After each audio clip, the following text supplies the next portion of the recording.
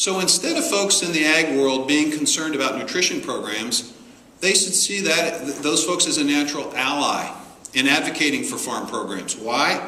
Because 16 cents of every food dollar that's spent goes in the pocket of a farmer eventually.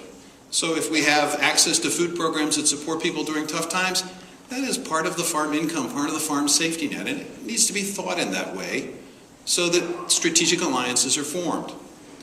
In the same way, when we talk about rural development, it's not just about agriculture, it's about a broad range of things that stem from our natural resources.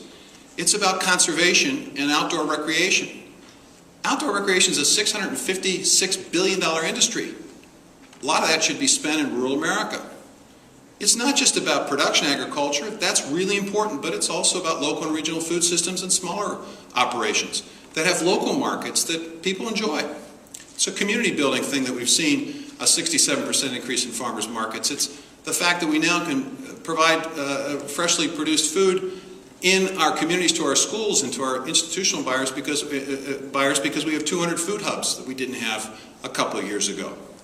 And it's also about this extraordinary potential for a new American economy, a bio-based economy where everything we grow, every plant, every animal, all the livestock waste, all of the crop residue, all the plant material, all the timber, the woody biomass can be converted not just into energy, not just into fuels, but into chemicals and fabrics and fibers. So you can make a compelling case to a young person that they can do just about anything in a rural area.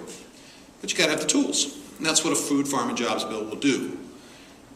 Now, there is a reason why we didn't get the bill, and it was because the House leadership decided that they could stop the bill without any political ramification, which goes back to my first point about the political relevance of rural areas. Now, you all are going to hear, after I'm finished, with another individual from Iowa who is probably the premier champion. He just came in the room. You didn't think I noticed, but I saw him coming in. I always notice when my senator comes in. Tom Harkin. And no one has been a greater champion of rural America or rural health care issues or opportunities for folks who have been disenfranchised in this world than Tom Harkin.